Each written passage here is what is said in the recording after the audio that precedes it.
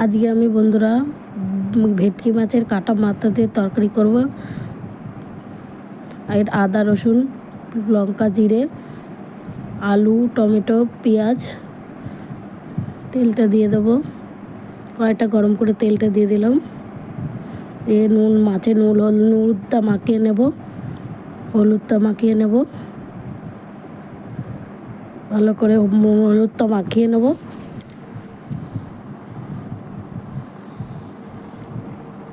তেলটা গরম হলে মাছটা ভেজে নেব এক এক করে। মাছগুলো ভেজে নেব এক এক করে। তেলটা গরম হলে সব মাছগুলো দিয়ে দেবো। এখানে মাছের মাথাও আছে, কাটাও আছে, আছে, মাছও আছে। মাছগুলো উল্টে দেবো।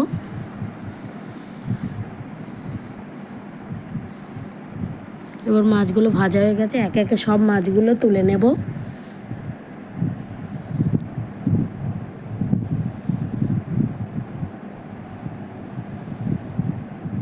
দেখুন কি সুন্দর ভাজা হয়েছে।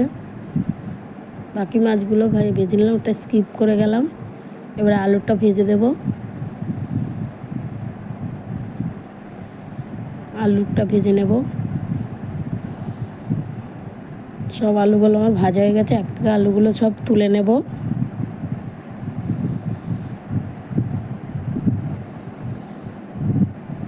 একটু তেল দিয়ে দিলাম, শুকনো লঙ্কা দুটো, শুকনো লঙ্কা দিলাম ফোড়নে। জিরে দেবো দুটো, একটু ভাজা ভাজা হয়ে গেলে দুটো তেজপাতা দিয়ে দেবো।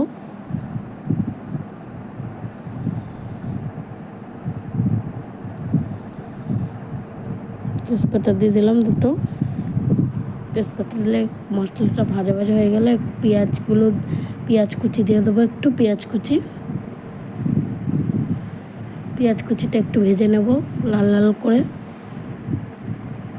পেঁয়াজ কুচিটা আমার ভাজা ভাজা হয়ে গেছে। সেই মশলাটা দিয়ে দেবো। আদা রসুন জিরে লঙ্কা ভালো করে কষিয়ে নেব। একটু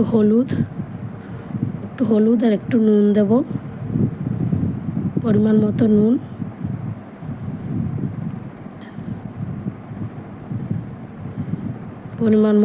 দেব।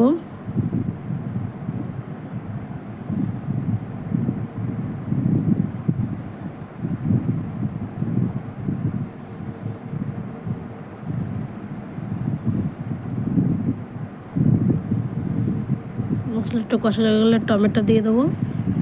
দেখুন একটু তেল ছেড়ে এসছে, তারপরে টমেটোটা দিয়েছি।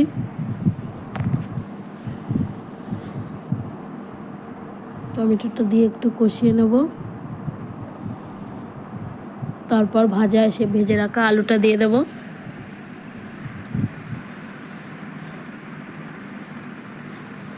ভেজে রাখা আলুটা দিয়ে ভালো করে নেড়ে নেব। তেলটা ছেড়ে একটু ভালো করে কষাতে হবে মশলাটা, যাতে কাঁচা গন্ধ না থাকে। কাঁচা গন্ধ থাকবে না, অনেকক্ষণই ভেজেছি। ভালো করে আলুটা কষিয়ে নেব। এরকমভাবে একদিন রান্না করে খাবেন বন্ধুরা, খুব সুন্দর লাগে।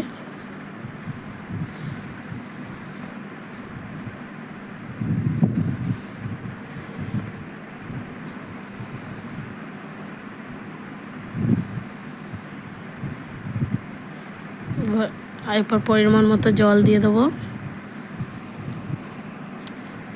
পরিমাণ মতো জলটা দেব। আর একটু জল লাগবে আমার।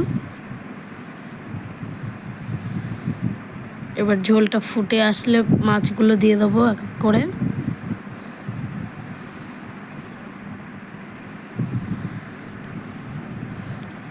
মাছগুলো দিয়ে দেবো, দিয়ে একটু নাড়িয়ে নেব।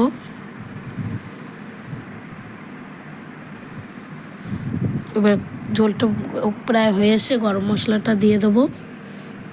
গরম মশলার গুঁড়ো, গরম মশলা গুঁড়োটা দিলাম। এবার উপর থেকে একটু নামানোর আগে ধনেপাতা দিয়ে দেবো। তরকারিটা আমার প্রায় হয়ে আসছে।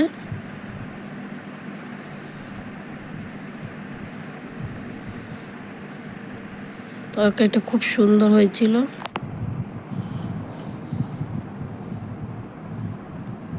তরকারিটা নামিয়ে নেব।